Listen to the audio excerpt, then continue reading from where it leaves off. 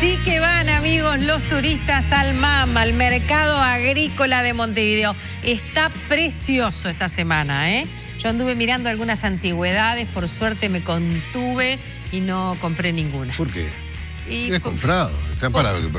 La gente depende que los clientes compren. No, si igual van y se contienen, con el vendedor, hablamos de la vida, de las lindas cosas. Hay antigüedades, no. Hay una isla en el medio, sí, entre dos conocidas fruterías, sí, y además creo que está buenísimo porque los precios de un lado no siempre se ven los precios del otro, y en el medio hay una isla con antigüedades, una planchita roja eléctrica de este porte, bien de viaje así. Una antigüedad, una belleza, le digo.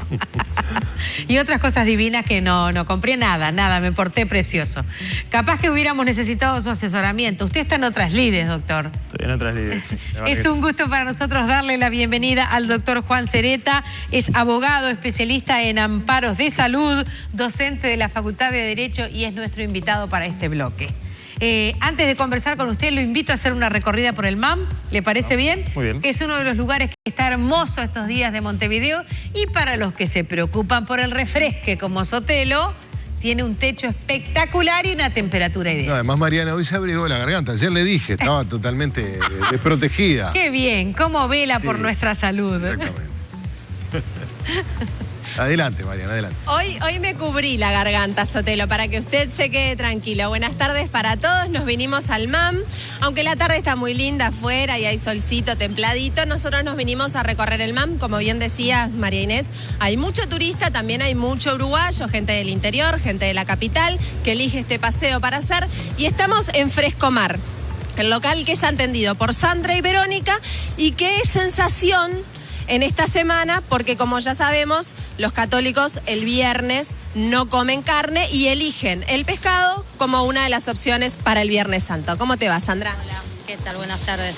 Bueno, contale a la gente que está mirando la tarde en casa, ¿cuáles son las opciones que están llevando para el Viernes Santo? Bueno, ahora lo que tenemos en el momento para ofrecer es variedad de mariscos en general para preparar paellas, que podés comprar crudo acá en el local o llevar ya cocido desde el local de Frescomar Gourmet, que son comidas elaboradas, ya te digo, paellas o pescados, diversos platos de pescado cocido.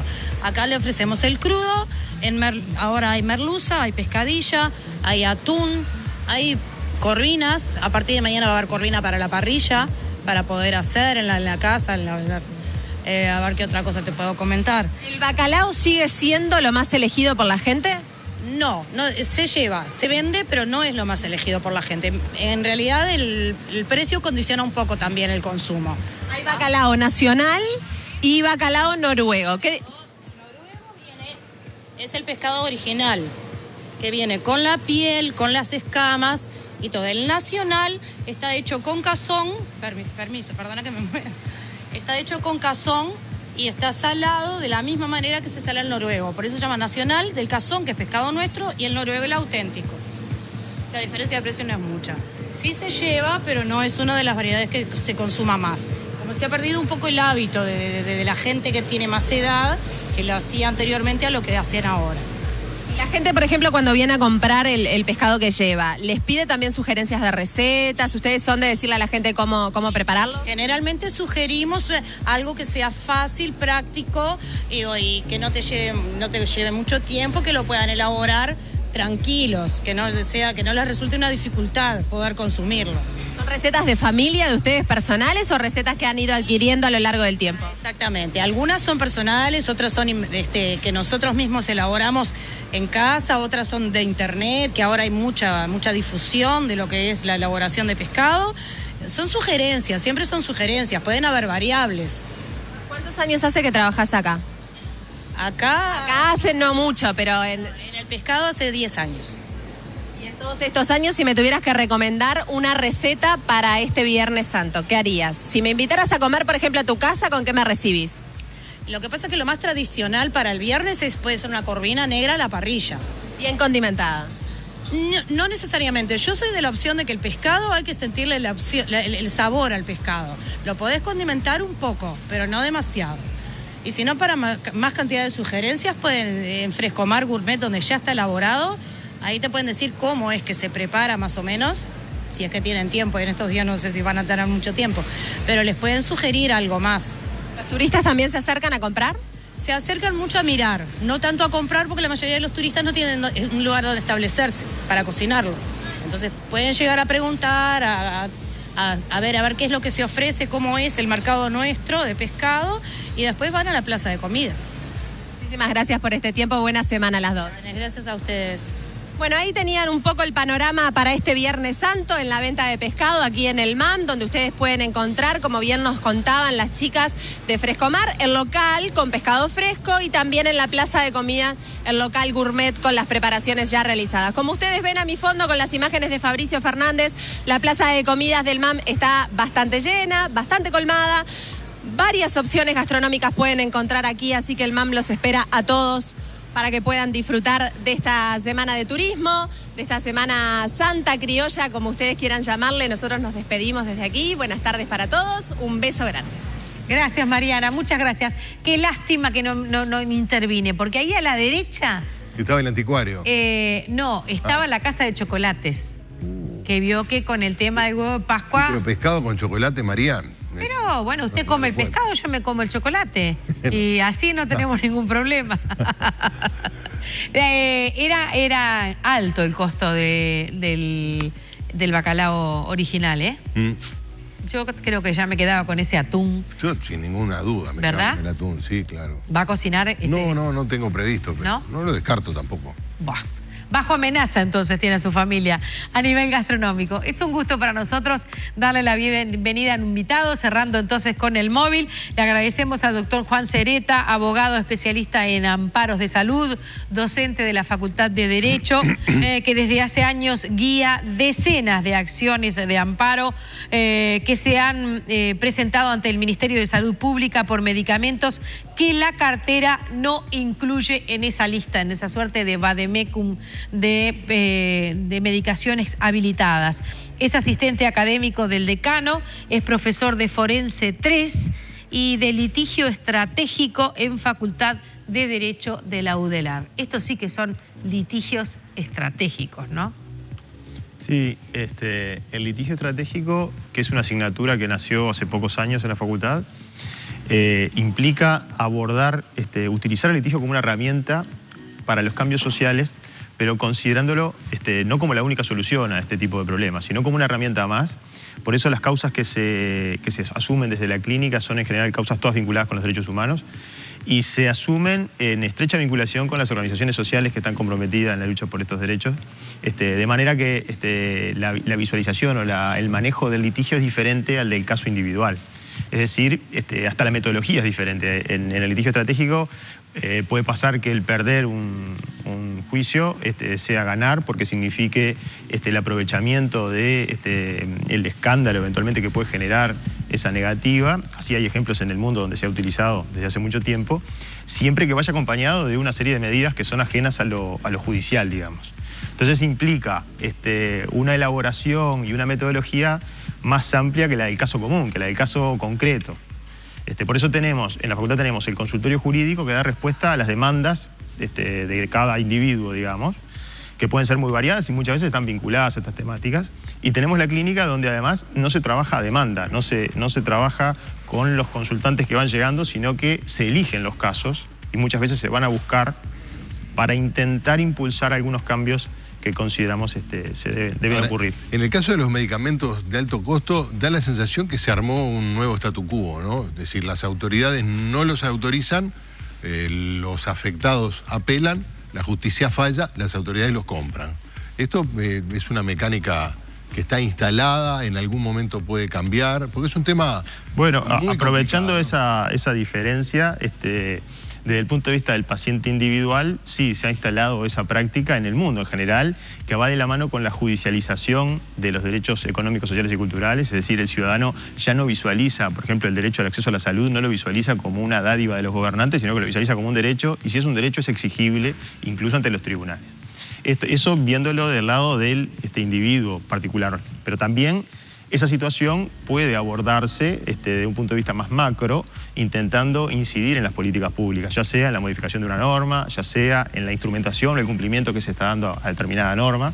Y bueno, y eso también está instalado, lo hemos venido instalando desde la clínica. Nosotros en el año 2015 hicimos desde la clínica Litigio Estratégico una campaña muy fuerte contra la aprobación de 2 artículos en la ley de presupuesto que limitaban el acceso a las acciones de amparo. Y bueno, esa fue una metodología del litigio estratégico vinculada a acciones particulares. Ahora, las autoridades pueden alegar, y supongo que lo harán, decir, no, nosotros le damos un medicamento para esa patología. No es el que indicó el médico. Y allí aparece las dos maneras de entenderlo, ¿no?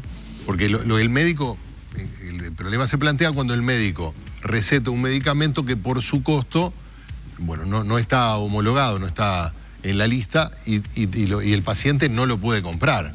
Se habla de tratamientos que pueden costar $150.000, ¿puede ser? Sí, la realidad es muy variada. Ahora tenemos un caso en estos días de un medicamento que cuesta 19.500 pesos por mes. O sea que las dificultades para acceder pueden ser de medicamentos muy caros y otras veces no tan caros.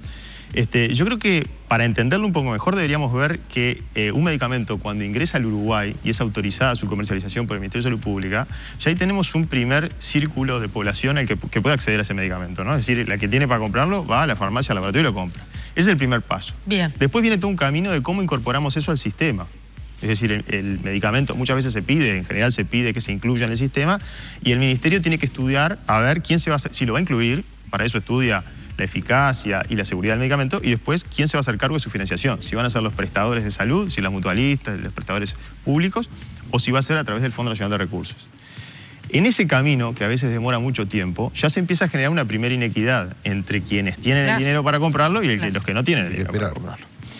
Y después vienen otra serie de inequidades que responden a las razones por las que un medicamento se incluye y otro no se incluye, o se incluye para una patología y no se incluye para la otra patología, o se incluye para una patología pero en determinada etapa de la enfermedad. Este caso que recién les comentaba, con el que estamos tramitando en estos momentos y que nos tiene tan preocupados, es un medicamento que cuesta 19.500 pesos, está incluido por el Fondo Nacional de Recursos, está incluido para la patología que tiene la paciente, pero solamente se da durante 6 meses. La paciente lo recibió del fondo durante 6 meses y bueno, y después se quedó sin el medicamento. Entonces, lo que cuesta a veces justificar es comprender las razones de esas limitaciones. A veces pueden tener un fundamento económico y otras veces no se entiende. No siempre se trata de un fundamento económico. Es decir, y yo diría, en otros casos no está en el fondo, porque se puede cuestionar la calidad terapéutica, la eficacia del medicamento.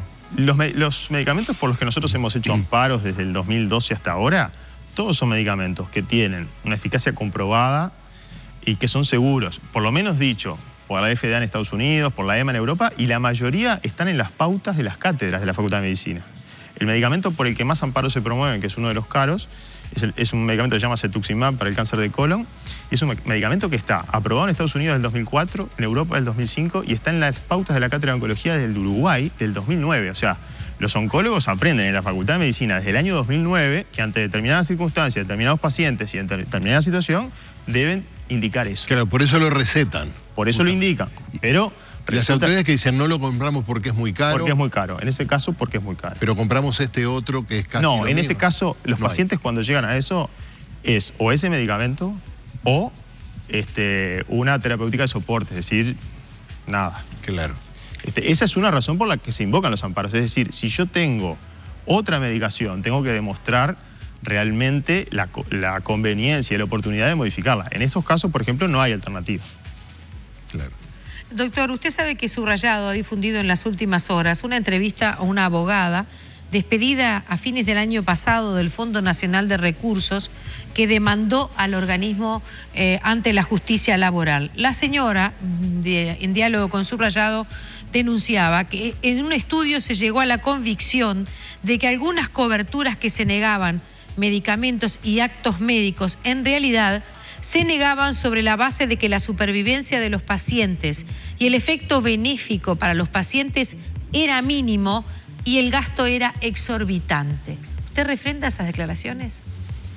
Bueno, conozco a la doctora porque fue mi contraparte durante muchos años cuando trabajaba como abogada del Fondo Nacional de Recursos, así que la conozco muy bien. O sea, usted litigaba contra el fondo. Y ella era la abogada. Y ella era la abogada del fondo con la que a su vez era litigaba mi contraria, por el fondo. claro, mi contraria en los juicios de amparo. Lo que sí, no, la verdad desconozco, sí sé que hay un informe de la Auditoría Interna de la Nación, ya hubo alguno con observaciones en el 2006, sé que en el 2016 hubo un informe, pero todavía no es público, o sea que no sé el contenido del informe. El del 2006 ya era bastante cuestionador sobre cómo gastaba el fondo, cómo compraba el fondo, pero habría que ver del 2016, que según lo que dice la noticia, ella lo aportó a ese expediente. De todas maneras, sí puedo refrendar que hay falta de transparencia. Es decir, cuando uno niega por razones económicas, lo primero que tiene que tener es administrar bien. Porque si yo voy a decir, miren, acá los recursos no me dan, bueno, tengo que administrar bien y ser transparente. Es decir, los usuarios tienen que saber por qué no podemos comprar esto. Incluso lo que se recomienda en las pautas internacionales es una participación activa de los usuarios. Es decir, que los ciudadanos se involucren en los planes que se diseñan para decir, bueno, hasta acá llegamos, hasta acá no podemos, esto no podemos. Ahora, si la información no se conoce o como denuncia la doctora Gómez, peor, si oculta la información que produce el propio fondo, bueno, ahí la situación es mucho más compleja. A mí siempre me llamó la atención que no se hiciera un seguimiento de los pacientes en los que ganábamos los amparos, tanto por el fondo como por el ministerio, porque uno cuando hace un amparo, y sobre todo en los pacientes más graves, uno también se queda pensando, bueno, y preocupado, ¿cómo le va? Ganamos el amparo, fenómeno, recibe el medicamento, y después sirvió todo ese trabajo, todo ese esfuerzo, no solamente el nuestro, el de la familia, el del paciente, lo involucramos en una lucha. Bueno, ¿valió la pena eso? ¿O será que estamos haciendo todo esto y resulta que después es alargarle 2 minutos la vida? Y la verdad, simplemente por la experiencia personal, constatamos que hay muchos pacientes que tienen una sobrevida muy superior a la que es estimada por los estándares que maneja el fondo o que maneja el ministerio. Eso sin ninguna rigurosidad científica, simplemente porque el otro día me cursé con un exalumno del año 2012 y me dijo, profe, ¿se acuerda de fulanita de tal? Bueno, yo sigo haciéndole los trámites para que siga recibiendo el medicamento. Y era una paciente que se le negaba porque la sobrevida, el impacto en la sobrevida de ese medicamento era muy modesto para el fondo. Y sin embargo, ya ve, era en el 2012 y sigue lo más campante. Claro, habrá otros que no, porque esto es así. Creo que cada situación merece un análisis distinto. Hoy nos enfrentamos, por ejemplo, al caso de la hepatitis C, que tenemos un medicamento que cura la enfermedad. O sea, no estamos hablando de extender la sobrevida ni que la sobrevida libre de progresión. Sino estamos hablando de medicamentos que curan. La hepatitis C, que además es una hepatitis que es una hepatitis contagiosa, porque la persona que la padece con un sangrado puede contagiar a otra persona, si esa otra persona recibe ese sangrado en alguna herida. Esa debiera además ser mirada también como una manera de cortar una cadena de posible contagio en nuestra sociedad. Y hay un medicamento que la cura, atención, no es que le mejora la calidad de vida al paciente, que ya es mucho. En 3 meses, con la mayoría de estos packs de medicamentos, que son varios asociados, en 3 meses queda libre de la infección. Nosotros tuvimos una invitada en la mañana en casa que además es enfermera.